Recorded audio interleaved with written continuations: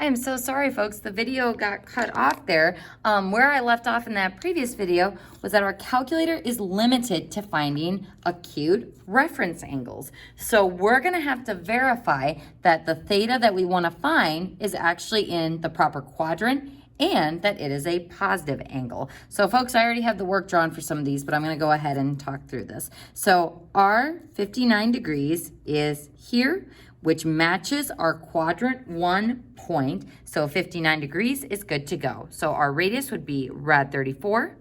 And our angle would be 59. And notice that I've highlighted the degree symbol. Folks, if I don't have that degree symbol there, this is just a nasty little rectangular coordinate. So I either need to have pi designating that it is a polar coordinate in radians, or I have to have the degree symbol to denote that it is a polar coordinate in degrees. So folks, moving on to problem B, and I'm sorry that I already have this drawn here.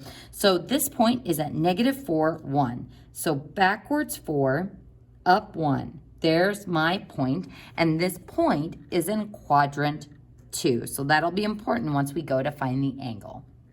Now, to find the distance from the pole or the origin to that point, that's going to be my r. We would use the Pythagorean theorem again. X squared plus y squared equals r squared. So -4 squared plus 1 squared equals r squared. So that gives me 17. So 17 equals r squared, square root. And we always want to use the positive r. So r is rad 17. So now, using this theta and our given information, we would do opposite over adjacent, or tangent of theta is y over x. Now, notice, folks, that I'm going to be solving for this theta. But if I want a positive theta in quadrant 2, I'm going to want the size of this wedge that I have shown in that lighter green. So that's going to become important when we go to find the angle. So tangent of theta will be opposite over adjacent, or y over x, 1 over -4. So if I solve for theta, we would inverse tangent both sides. And on my calculator, that gives me a -14. Now, -14 degrees, that would actually be a quadrant 4 angle, which we don't want. We want it to be quadrant 2. So 14 degrees gives me the size of this reference angle wedge. So how can I find what this light green wedge size is? We take 180 minus 14 degrees, which gives me 166 degrees. So that gives me that standard position angle, and 166 degrees is in quadrant 2. So my polar coordinate would be rad 17, 166 degrees. Now moving on to the last problem, this coordinate is forward 3, down 3, so I've labeled that point C, and this is in quadrant 4. So I went forward 3, down 4. So if I want to find r, that's the distance from the origin to the point, we would use the Pythagorean theorem again. So 3 squared plus -3 squared is r squared. So r is rad 18. Don't forget to simplify your square root. So I broke it down into rad 9 and 2. So 3 rad 2 for our radius. Now for this theta, opposite over adjacent, or tangent, would be y over x. So tangent of theta equals y over x, so -3 over +3. And folks, I was just getting ready to do this on my calculator when I realized the video had stopped. So inverse tangent of -1 is -45 degrees. Now, -45 degrees is a quadrant 4 angle, but we want it to be positive. So if this is a 45 degree size wedge, then this one, going all the way around to here, we could subtract 360, or take 360 minus that 45 degree wedge, and that would give me my positive quadrant 4 angle.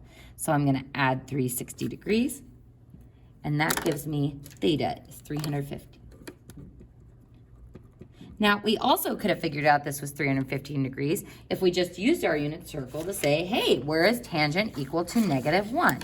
Well, it can be -1 in quadrant 4 at 315 degrees, or in quadrant 2 at 135 degrees. Since we know our coordinate, our rectangular one is in quadrant 4, that tells us we need to choose that quadrant 4 angle. So when it's a nice even value like -1 that's on the unit circle, you wouldn't have to use your calculator, and it might make it easier to identify visually.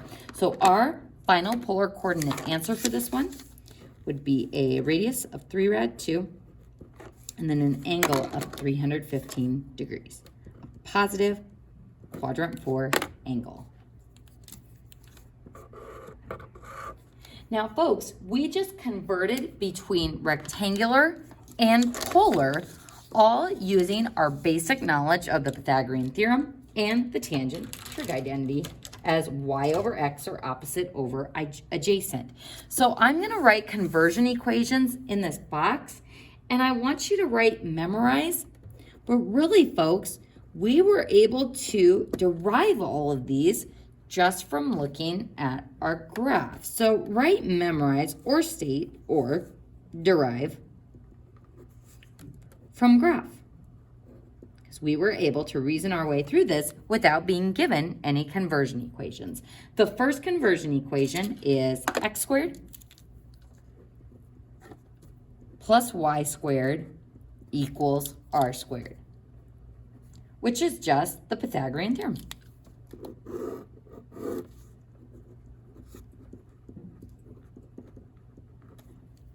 Our second one we used is tangent of theta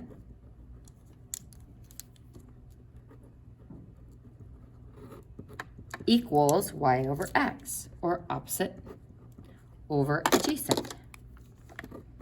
Just basic trig stuff.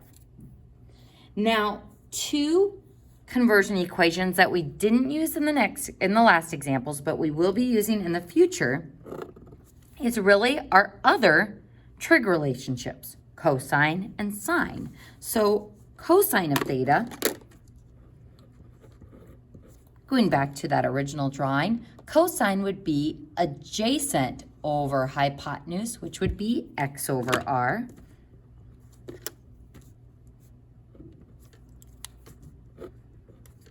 And sine of theta would be equal to opposite over hypotenuse, or y over r.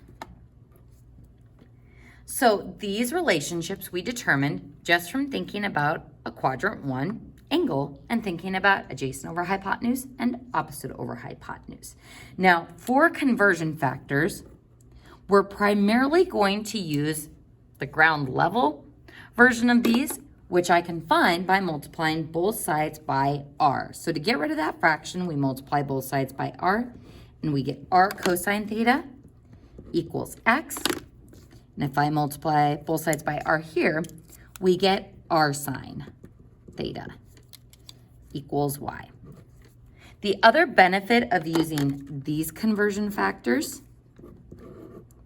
is that they are set up with our polar stuff, r and theta on one side, and our rectangular stuff, x and y on the other side. Similar to what we did over here, similar to what we did over here, rectangular and polar. So it's just a little bit easier to use these versions, but we were able to easily derive these relationships from a quadrant 1 angle.